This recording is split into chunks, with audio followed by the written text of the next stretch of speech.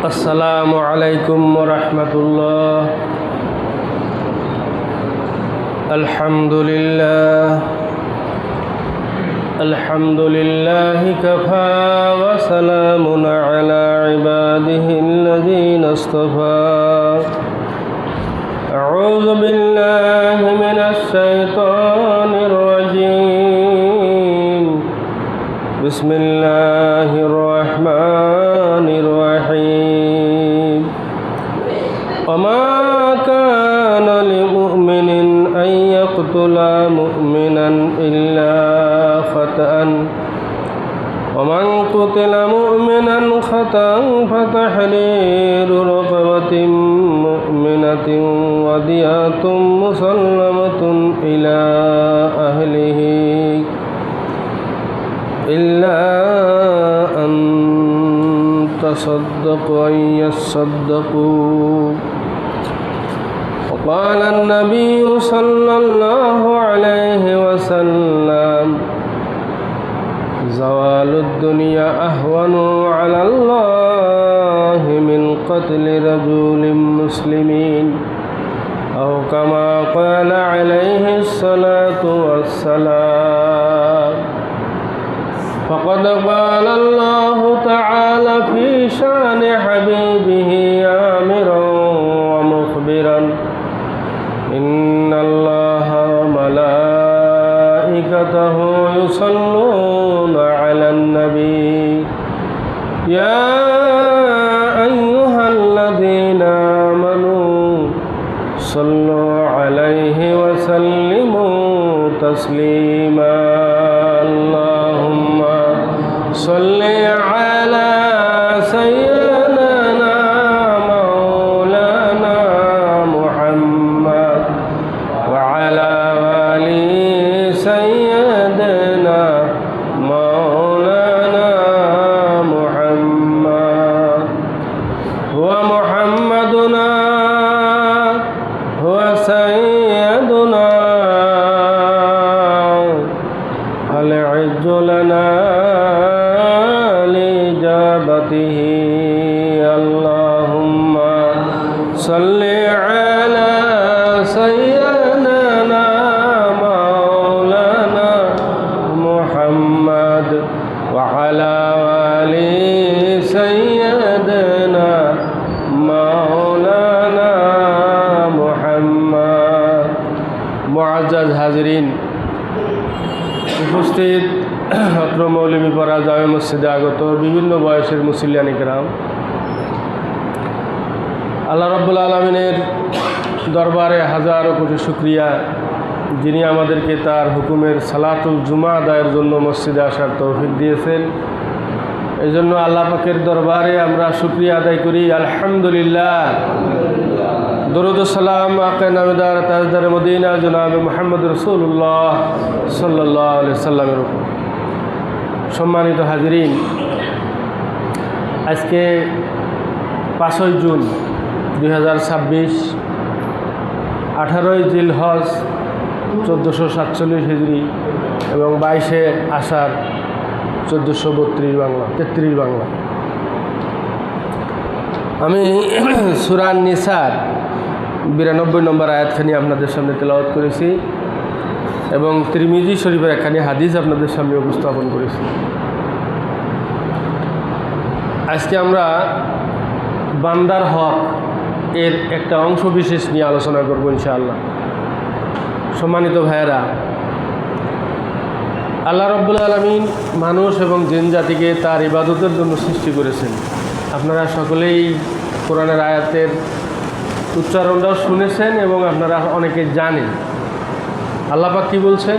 ওমা খালাকতুল জিন্না ওয়াল ইনসা ইল্লা লিয়াবুদুন, যে আমি মানুষ এবং জিন জাতিকে সৃষ্টি করেছি আমার ইবাদতের জন্য, আল্লাহর ইবাদতের জন্য।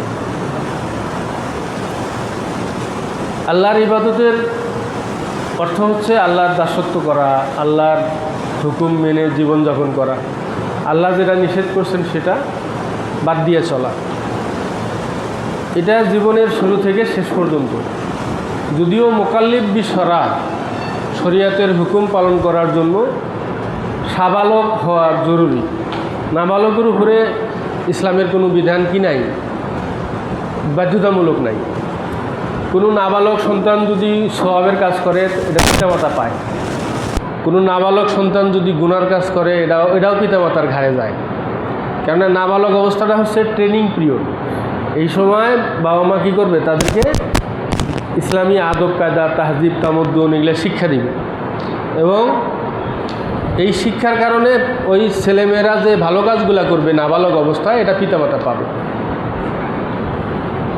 যখন একজন মানুষ সাবালক হয়ে যায়, প্রাপ্তবয়স্ক হয়ে যায়, যার উপরে শরীয়তের হুকুম চলে আসে, শরীয়তের নির্দেশ যার উপরে চলে আসে, বালেগ যখন হয়, তখন তার উপরে দুই ধরনের আল্লাহ পাকের হক আছে। একটা হলো যে বান্দার হক, আর একটা হচ্ছে আল্লাহর হক, হকুল্লাহ এবং হকুল ইবাদ। আল্লাহর হক কোনটা? স্পেসিফিক যে ইবাদতগুলা, যেমন আল্লাহর উপর ঈমান আনা, এটা আল্লাহর হক। নামাজ পড়া, এটা আল্লাহর হক। কোরআন তেলাওয়াত করা, এটা আল্লাহর হক। রোজা রাখা, এটা আল্লাহর হক। এইভাবে যে সমস্ত ইবাদত বন্দিগুলো আছে, এই ইবাদত বন্দিগুলো হচ্ছে এগুলো কি আল্লাহর হক। আল্লাহর হকের ব্যাপারে আল্লাহ রাব্বুল আলামিন হাদিসের মাধ্যমে, আল্লাহ রাসূলের মাধ্যমে আমাদেরকে যেটা জানিয়ে দিয়েছেন, যে যদি কোনো বান্দা আল্লাহর হকের মধ্যে কোনো প্রকার গাফিলতি থাকে, কম হয় বেশি হয়, সেটা আল্লাহ পাক ক্ষমাও করতে পারেন, তাকে পাকড়াও করতে পারেন। তবে শর্ত হলো তাকে আল্লাহর সাথে কাউকে শিরক করা যাবে না। অর্থাৎ কোনো বান্দা যদি আল্লাহর সাথে কাউকে শিরক না করে, তাহলে তার আল্লাহর সাথে যে ইবাদত বন্দেগীগুলো ছিল, নামাজ, রোজা, হজ, যাকাত, তসবিহ, তাহলিল, জিকির, আজগার, কোরআন তেলাওয়াত যা ছিল, দান, সদকা, এই বিষয়গুলো যদি কমও হয় আল্লাহ পাক সেটা নাও ধরতে পারেন। আবার যদি পুরাপুরি হয় আল্লাহ পাক তাকে পুরস্কৃত করতে পারেন। অর্থাৎ এটা সম্পূর্ণরূপে আল্লাহ তার নিজের এখতিয়ারের মধ্যে রাখছেন, যে ইয়াগফিরু লিমান ইয়াশাউ ওয়া ইউআযিবু লিমান ইয়াশাউ। তিনি যাকে খুশি ক্ষমা করে দিবেন, যাকে খুশি এটা শাস্তি দিবেন। এটা হলো আল্লাহর হকের ব্যাপারে। আর একটা সাইড আল্লাহ রাখছেন, এটা হলো বান্দার হক। বান্দার হক, বান্দার সাথে কথা বলা, বান্দার সাথে বেচাকিনি করা, বান্দার সাথে চাষাবাদ করা, বান্দার সাথে ব্যবসা বাণিজ্য করা, বান্দার সাথে বিবাহ শাদী করা, বান্দার সাথে আরও অন্য কোনো লেনদেন থাকলে জমাজমি, মিরাজ, অংশীদারিত্ব, এই যে বিষয়াদিগুলো আছে, এগুলো হলো দুনিয়ার মানুষের সাথে, এগুলা বান্দার হক। এই বান্দার হকের ব্যাপারে আল্লাহ রাব্বুল আলামিন সম্পূর্ণরূপে নীরব। সেটা হলো যে বান্দার কোনো হকের ব্যাপারে কেউ যদি কোনো ঘাটতি করে থাকে, আল্লাহ বলবেন যে তুমি তার কাছ থেকে মাফ নাও। আল্লাহ পাক যে মাফ করতে পারেন না তা না, কিন্তু আল্লাহ পাক বলছেন যে এটা আমি কি করব না, ওভারটেকিং করব না।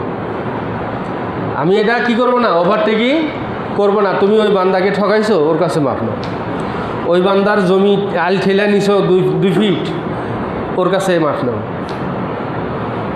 বোনের সম্পত্তি দাও নাই, বোনের কাছে মাফ নাও। মেয়েরে ঠকাইছো, ছেলেরে জমি লিখে দিছো, ওই মেয়ের কাছে মাফ নাও।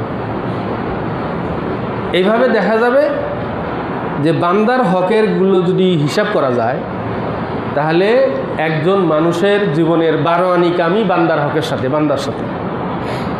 আপনি দেখেন আল্লাহর যে স্পেসিফিক ইবাদতগুলো আছে, ফজর, জোহর, আসর, মাগরিব, এশা, এগুলো করতে কয় মিনিট লাগে? 24 ঘন্টার মধ্যে। আর বাকি সময়টা কি থাকেন? আপনি মানুষের সাথে থাকেন না, হয় আপনি দোকানে থাকেন, হয় আপনি বাজারে থাকেন, হয় আপনি অটোতে থাকেন, বাসে থাকেন, স্কুলে থাকেন, কলেজে থাকেন, অফিসে থাকেন, অথবা জমিতে চাষাবাদ করেন, বা কামলা দেন জমিতে, বা কামলা নেন। বলেন বাকি দিনের বাকি সব বেশিরভাগ সময়গুলো কি আপনি বান্দার সাথে থাকেন কিনা? আমি কি কথাটা কি জটিল করে ফেললাম? বুঝেন নাই কথাটা? বোঝা গেছে? মানে আপনি আল্লাহর সাথে স্পেসিফিক ইবাদতগুলো হলো কি কয়েক ঘন্টা মাত্র, সারা দিনের মধ্যে 2 ঘন্টা। আর ইবাদতের যেটা স্পেসিফিক আল্লাহর অংশ, এটা 2 ঘন্টার মধ্যে শেষ। বাকি আপনি মনে করেন 22 ঘন্টাই কিন্তু আপনি বান্দার সাথে, বান্দার মধ্যে আপনার স্ত্রীও আছে, আপনার ছেলে আছে, আপনার মেয়েও আছে, তাদের সাথেও আপনি কী ডিলিংস করলেন, কী ব্যবহার করলেন, সেটার ব্যবহারও জবাবদিহিতা আছে। এই জন্য একজন মানুষ যদি মোরাকাবা করে, আমাদের পীর সাহেবরা তো হুদাই মোরাকাবা করে, মানে চোখ বন্ধ করে কি দেখে দুনিয়া, মানে কাবা ঘরের বিড়াল দেখে না কুকুর দেখে, আল্লাহ দেখে, আর নিজের ভিতরে কি আছে এটা দেখে না। এই জন্য মোরাকাবা করবেন হলো এইভাবে যে আমি যে হালে আছি আজকে, আমি যদি আজকে আল্লাহ আমাকে নিয়ে যায়, আমাকে ডাক দেয়, তাহলে আমার হালাত কি হবে, আমার কি ফয়সালা, কি জান্নাত না জাহান্নাম, এটা হলো আসল মোরাকাবা। বলছেন যে কু আনফুসাকুম ও আহলিকুম, না তুমি নিজে বাঁচো আর তোমার আহলকে বাঁচাও কিসের থেকে, জাহান্নাম থেকে। তো কিছু মানুষ আছে খালি শুধুমাত্র দেখা যাবেন যে মানুষের দোষ ত্রুটি নিয়ে আসে, মানুষের দোষ ত্রুটি নিয়ে আলোচনা করতেছে, ওইটা নিয়ে দিন কভার করতেছে। আসলে আল্লাহ যে বলছেন কু আনফুসাকুম, তুমি নিজেকে বাঁচাও, এর মধ্যে কি মানুষের দোষ ত্রুটি সমালোচনা এগুলা আছে? মানুষের দোষ যদি আপনি সারাদিন আলোচনা করেন, আপনার কোনো উপকার হবে? মানে আপনার ক্ষতি হবে, গীবতের গুনাহ হবে, পরচর্চার গুনাহ হবে, আরও দেখা যাবে যে বান্দার অধিকার বা ইজ্জত ধ্বংস করার জন্য আপনার গুনাহ হবে। এজন্য একজন মানুষ যদি তার 24 ঘন্টার আমলনামাকে যদি সুন্দরভাবে যদি হিসাব করে, তাহলে সে দেখতে পাবে যে তার আল্লাহর সাথে সম্পর্কিত যে কাজটা, এটা করতে মাত্র সারাদিন মিলে 2 ঘন্টাও লাগে নাই, বাকি 22 ঘন্টাই হলো আমি বান্দার সাথে ওঠা বসা করছি। তাহলে একজন মানুষের গোটা জিন্দিগির যে আমল, পরকালীন জীবনে যে হিসাবের সম্মুখীনটা হবে, তাহলে আল্লাহর সাথে সম্পর্ক হইতেছে মাত্র 4 আনা, মানে 4 আনা আমল দিয়েই আল্লাহর সাথে আপনার ভালো মন্দ ফয়সালা শেষ। নামাজ পড়ছেন, রোজা রাখছেন, হজ করছেন, জাকাত দিচ্ছেন, দান করছেন, খয়রাত করছেন, জিকির করছেন, কোরআন তেলাওয়াত করছেন, বাস ফয়সালা শেষ। আল্লাহর সাথে কি আর কোনো বিষয় আছে আপনার ডিলিংস আছে? নাই। বাকি আপনার সমস্ত বিষয়, ছেলেকে কিভাবে মানুষ করছেন, মেয়েকে কিভাবে মানুষ করছেন, স্ত্রীকে কতটুকু হক আদায় করছেন, বোনের হক কতটুকু আদায় করছেন, কুকুর হক কতটুকু আদায় করছেন, খালার হক কতটুকু আদায় করছেন, জমির প্রতিবেশীর সাথে কতটুকু হক আদায় করছেন, আপনার কর্মচারীর সাথে কতটুকু হক আদায় করছেন, আপনার স্টাফের সাথে কতটুকু হক আদায় করছেন, বাসের স্টাফের সাথে কেমন ব্যবহার করছেন, অটোওয়ালার সাথে কেমন আচরণ করছেন, আপনি বাজারে যে সদাই বাড়ি পাতি করছেন সেখানে কেমন লেনদেনটা, কেমন আচরণটা করছেন, এই বিষয়গুলোই আপনার জীবনের 12 আনির সাথে সম্পর্কিত। এজন্য পরকালীন জীবনে একজন মানুষ আল্লাহর হকের সাথে খুব বেশি আটকিবে না। একজন মানুষ পরকালে আটকিবে হলো বান্দার হক নিয়ে, মানুষের সাথে সম্পর্ক নিয়েই মানুষ বেশি হবে পরকালীন জীবনে আটকিবে, এবং সে দেউলিয়া হয়ে যাবে। দেউলিয়াটা কী কারণে হবে?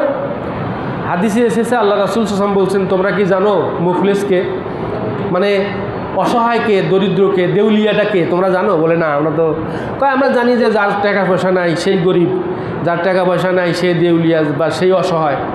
বলছে যে না, একজন মানুষ কিয়ামতের ময়দানে অনেক নেকি নিয়ে হাজির হবে, নামাজ, রোজা, হজ, যাকাত, জিকির, আজগার, দান সৎকার, অনেক নেকি নিয়ে হাজির হবে, কিন্তু তার দেখা যাবে হাসরের ময়দানে বিচারের সময় পাওনাদারের লাইন এই দিক দিয়ে দাঁড়িয়ে গেছে একবারে 70 জন। এক এক করে আসবে, হ্যাঁ বলো আব্দুর রহমান তুমি কি পাও ওনার কাছে? বলে আমি তো এই জিনিস পাই। এখন আপনাকে বলবে যে ওরা কি দিয়ে দাও, পাওনাদারকে দিয়ে দাও, তার পাওনা দিয়ে দাও। তা আপনি কি সেখানে টাকা পয়সা নিয়ে যেতে পারবেন? কি দিবেন তারে? এখন বলেন। আল্লাহ বলবেন তাহলে তোমার নেকি থাকে দিয়ে দাও তারে। একজনকে নেকি দিয়ে বিদায় করলেন, আর একজনে বলবো আমার মান সম্মান হানি করছে, তারে নেকি দিয়ে বিদায় করলেন। আর একজনে বলবো যে আমার মিরাসের হক দেয় নাই, তারে নেকি দিয়ে বিদায় করলেন। আর একজনে বলবো যে আমার জিনিস চুরি করে খাইছে, ওরে হক নেকি দিয়ে বিদায় করলেন। আর একজনে বললো যে আমার তো এই জিনিসটা আমার কি করছে, আমার সাথে প্রতারণা করছে, তারে নেকি দিয়ে বিদায় করলেন। বিদায় করার পরে আপনার যে নেকির যে পাল্লা ছিল ওটা নাই, খালি। আল্লাহ বলবে যে আরও তো পাওনাদার তো আরও 10 জন আছে, এখন কি করবা? বলে যে ওই 10 জনের গুনাহ তোমার আমলনামার মধ্যে দিয়ে দেওয়া হবে। 10 জনের গুনাহ তোমার আমলনামার মধ্যে দিয়ে তারপরে ওই 10 জন বিদায় শেষ। এরপরে আল্লাহ বলবে যে এখন বলো তুমি কোথায় যাবা, জান্নাতে যাবা না জাহান্নামে যাবা বলো। তখন তো আপনি চাইয়া দেখবেন যে নেকির পাল্লায় কিছুই নেই। নেকি যা নিয়ে আসছিলেন এগুলা বটরা করতে কি শেষ। আরও মানুষের গুনাহ আইসা, নিজেরও গুনাহ ছিল, আরও মানুষের গুনাহ আইসা কি হয়েছে, ওইটাই আরও ভারী হয়ে গেছে। তা আল্লাহ পাক তো বলছেন ফামান সাকুলাত মাওয়াজিনুহু ফাহুয়া ফি ঈশাতির রাদিয়া, যে যার নেকির পাল্লা ভারী হবে সেই সম্মানজনক জীবনযাপন করবে বা আরামদায়ক জীবনযাপন করবে, জান্নাতি জীবনযাপন করবে। অমান খাফাত মাওয়াজিনুহু ফাউম্মুহু হাওিয়া, আর যার নেকির পাল্লা কি হালকা হবে তার ঠিকানা হবে হাবিয়া, হাবিয়া জাহান্নাম বা দোজখ। তো এই জন্য বান্দার হক কি করা যাবে না, নষ্ট করা যাবে না। সম্মানিত ভাইরা, আমি একটা আয়াত পড়েছি সূরা নিসার 92 নম্বর আয়াতখানির মধ্যে আল্লাহ পাক বলছেন বান্দার 1 নম্বর হক হচ্ছে একজন বান্দার বেঁচে থাকার অধিকার। একজন মানুষের জীবনে বেঁচে থাকার অধিকার হচ্ছে সবচেয়ে বড় হক। অর্থাৎ আপনার কাছে 10টা যুক্তি থাকতে পারে যে এই লোকটাকে মেরে ফেলা দরকার, একটা যুক্তি আছে যে না এই লোকটা বেঁচে থাকার অধিকার আছে, তাহলে আইনের ভাষায় শরীয়তের বিচারে হলো একটা অপশনও যদি তার বেঁচে থাকার অধিকার থাকে তবু তাকে বাঁচিয়ে রাখতে হবে, কেননা ওই লোকটা পরবর্তীতে সংশোধন হওয়ার সুযোগ পাবে। আর আপনি যদি তাকে মেরে ফেলেন তাহলে তার সব অপশনগুলো কি হয়ে গেল, শেষ হয়ে গেল। আল্লাহ পাক বলছেন ওমা কান আলী মুমিনিন আইয়াকতুলা মুমিনান, কোনো মুমিনকে কী করবে না, হত্যা করা সমীচীন নয় বা উচিত নয়। ইল্লা খাতাআন, শুধুমাত্র ভুলের কারণে কোনো সময় হয়ে যেতে পারে। আপনি একটা হয়তো তীর ছুঁড়ছেন পাখি মারার জন্য, কোনো মানুষের গায়ে জ্বালাইয়া হয়তো মানুষ মারা গেছে, এটা হতে পারে, এটা ভুলে হতে পারে। তাও আল্লাহ পাক বলছেন যে যদি ওমান কাতালা মুমিনান খাতান, যদি ভুলে কোনো মানুষ কোনো মুমিনকে মেরে ফেলে ফাতাহরিরু রাকাবাতেন, তাহলে সে কী করবে, একটা তার গোলাম আজাদ করবে। এখন তার গোলাম নাই, এটা লাগবে না। এরপরে বলা হয়েছে ওয়া দিয়াতুম মুসাল্লামা, তাহলে তার পরিবারকে ক্ষতিপূরণ দিবে, দিয়ত দিবে, রক্তপণ দিবে। আর এর পরের অংশ যেটা আরও কঠিন, আল্লাহ পাক বলছে নমাই ইয়াকতুল মুমিনান মুতাআম্মিদান, কোনো মানুষ যদি কোনো মানুষকে ইচ্ছা করে হত্যা করে ফাজাযাউহু জাহান্নাম, তাহলে তার ফয়সালা হচ্ছে জাহান্নাম। খালেদান ফিহা, সে চিরদিন সেখানে থাকবে। ওয়া গাদাবাল্লাহু আলাইহি, আল্লাহ তার প্রতি মানে রাগান্বিত বা তার প্রতি ক্রোধান্বিত। ওয়া লাআনাহু, আল্লাহ তাকে তার রহমত থেকে দূরে রাখবেন। ওয়া আ'আদ্দা লাহু আযাবান আযীমা, এবং তার জন্য কঠিন থেকে কঠিন আযাব তার জন্য আল্লাহ পাক নির্ধারণ করে রাখছেন। দেখেন একজন কাতেল, একজন হত্যাকারীর জন্য আল্লাহ পাক কতগুলো শব্দ এখানে ব্যবহার করছেন। কোনো মানুষ যদি কোনো মানুষকে ইচ্ছা করে হত্যা করে এবং জুডিশিয়ারি কিলিংও যদি করে, জেনে শুনে কোনো মানুষকে যদি কী করে আইনের মাধ্যমে ফাঁসি দেয়, তার কোনো অপরাধ নাই।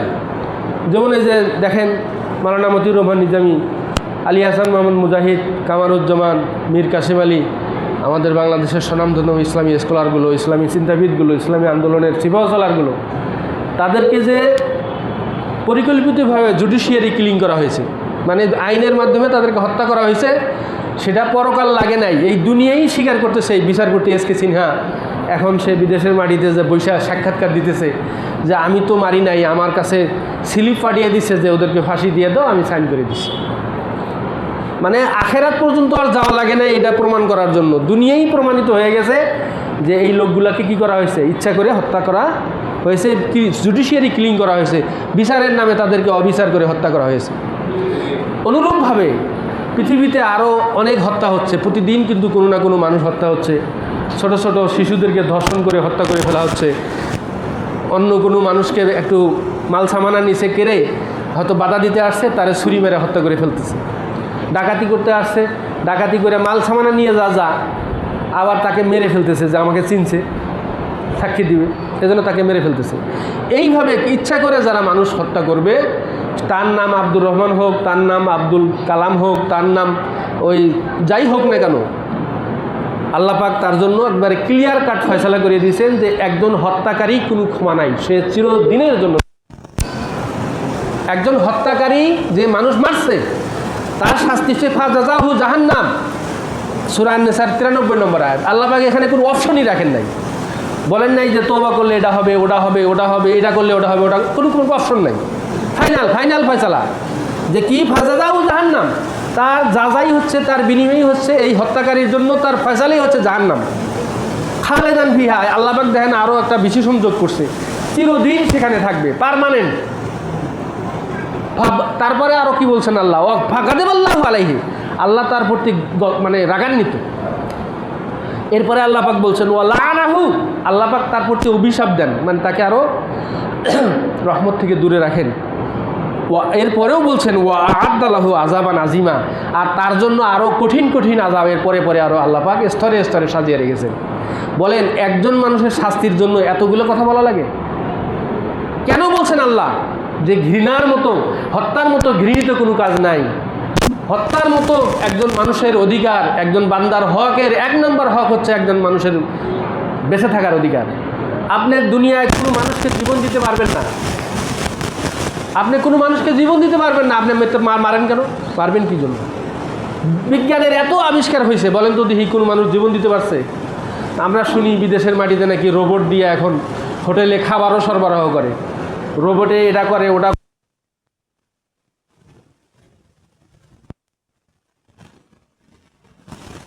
বিদেশের মাটিতে রোবট রোবট এত কিছু পারে রোবট, কিন্তু কই কথা তো কয় না, জীবন তো দিতে পারে না কেউ।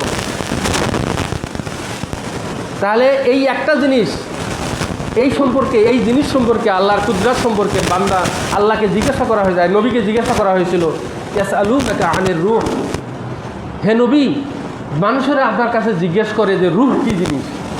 দুনিয়ার এত কিছু আবিষ্কার করলাম, এই রূহ কেউ আবিষ্কার করতে পারে নাই, রূহ কেউ আবিষ্কার করতে পারে নাই। আল্লাহ পাক উত্তর দিয়ে দিয়েছেন বনি ইসরাইলের মধ্যে, কুলের রূহু মিন আমরি রব্বি, হে নবী আপনি নবীদের মানুষদেরকে বলে দেন রূহ হচ্ছে আল্লাহর আদেশ। রূহ হচ্ছে কি? আল্লাহর আদেশ। আল্লাহর আদেশ কি এই শয়তানের মুখ দিয়ে বাড়াবে? আল্লাহর আদেশ কি ওই চীনের মুখ দিয়ে বাড়াবে? আল্লাহর আদেশ কি জাপানি বিজ্ঞানীর মুখ দিয়ে বাড়াবে? বাড়াবে না। যার কারণে পৃথিবীর মানুষ সব বানাইতে পারছে, কিন্তু এই রূহ দিতে পারে নাই। এই জন্য আল্লাহ পাক হারাম করে দিয়েছেন যে তুমি যেহেতু রূহ দিতে পারো না, এই জন্য কারো রূহ তুমি নিতেও পারবে না। এই জন্য আপনার কাছে যতই অন্যায় করুক না কেন, আপনার কাছে যতই যুক্তি থাক না কেন, মানুষকে আপনি খুন করতে পারেন না, কোনো মানুষকে আপনি মেরে ফেলতে পারেন না। এই অধিকার আল্লাহ আপনাকে দেয় নাই, কোনোভাবেই না, কোনো যুক্তিতে না, কোনো লজিক নাই। আপনি কোনো বান্দাকে হত্যা করতে পারবেন না, কোনো মানুষকে আপনি মেরে ফেলতে পারবেন না। কেননা এটা কুলের রূহু মিন আমরি রব্বি, এটা আল্লাহ পাকের আদেশ। এই রূহুকে আপনি কি করতে পারবেন না, আপনি তাকে তার থেকে বিচ্ছিন্ন করতে পারবেন না। এটা অধিকার আপনাকে কেউ দেয় নাই। যদি আপনি এই অনধিকার চর্চা করেন, তাহলে আপনার শাস্তি আল্লাহ পাক এই আয়াতের মধ্যে যেটা বললাম, সময় নাই এত বারবারও রিপিট করা যাচ্ছে না, আল্লাহ আপনার জন্য চিরস্থায়ী জাহান্নামী একজন মানুষ যদি কোনো মানুষকে হত্যা করে। এই জন্য ভাইয়েরা আমাদের এই সমাজে অনেক মানুষ আছে, কথায় কথায় নাই ঠুনকো একটা অজুহাতে একজন মানুষ আরেকজন মানুষকে খুন করে ফেলে।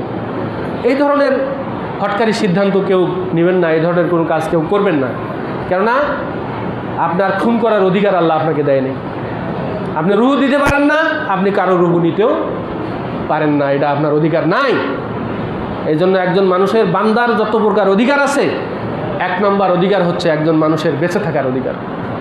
আপনি এটা খর্ব করতে পারেন না। এরপরে তার সম্পদ, এরপরে তার অন্য মান সম্মান, এরপরে তার সব কিছু আপনি কি করতে পারেন না, হরণ করতে পারেন না, বা সেগুলো আপনি নষ্ট করতে পারেন না। সম্মানিত ভাইয়েরা আমার, যতটুকু আমরা শুনলাম, আমরা সব সময় চেষ্টা করব আমরা বান্দার হকের ব্যাপারে সচেতন, মানে সজাগ থাকতে।